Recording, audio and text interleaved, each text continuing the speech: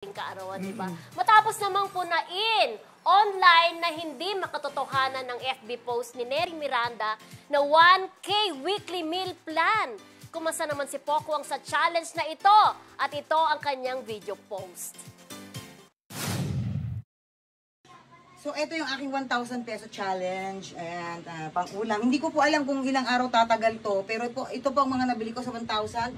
4 na sardinas na maliliit, kalahating kilong galunggong, tapos kamatis, sibuyas na tig 1/4, 2 taling kangkong, 2 taling talbos ng kamote, 2 taling ampalaya, at sayote, 80 na po ito, 2 piraso. And itlog, 6 na piraso, 5 kilong bigas. So, yan po yung mga nabili ko lahat. Titignan natin kung ilang araw po aabot to. Try natin. Let's go! So, ito yung aking 1,000 peso challenge. Ayan na nga! Ang naging trending, talagang trending sa Twitter itong si Neri Naig because marami ang nag-react. Kahapon nga, yan ang naging debate namin nila. Kung magtatagal, ay kung kakayanin ba ang 1,000 para sa isang linggo, napunta sa akin yung yes, hindi ko alam paano ko ilalaban. Pero sa totoo lang talaga, ang hirap pagkasyahin ng 1,000 sa isang linggo. At Ikaw, Mildred, ikaw. Sandali, yung kay Pokwang, hindi niya kasi sinabi dyan kung ilang araw tumagal yung 1,000, kaya sasabihin ko, may nagtanong sa kanya dun sa comment section.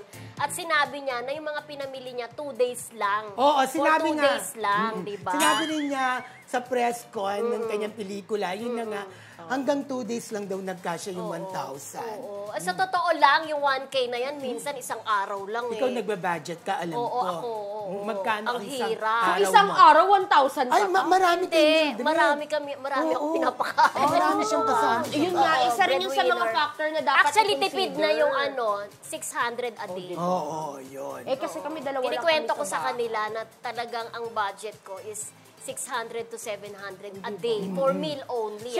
So, ano na yun, breakfast, lunch, Oo. tapos dinner na din. Kaya May kasamang merienda na yun. Wala pa yung merienda. Oo, kami 500. Inulit ko daw, Oo. Kaya yung sinasabi ni Neri na, sorry Neri yung 1K challenge talaga, maiintindihan ko yung ibang nanay talaga na nag-react ng violently pa nga doon sa 1K challenge. Diba?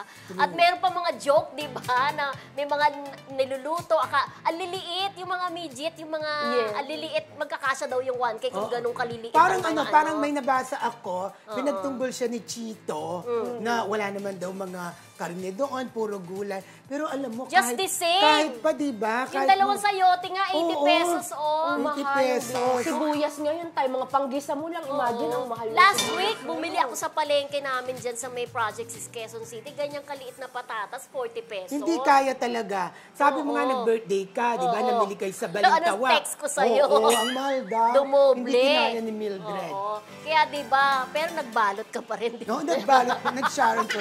Ako baka sabihin ng mga Hindi, okay lang. Sharon ako. Ay, alam niyo po, ito po, sa birthday party lang po ni Mildred ako gano'n. Alam mo yan. Oo, no. Anyway,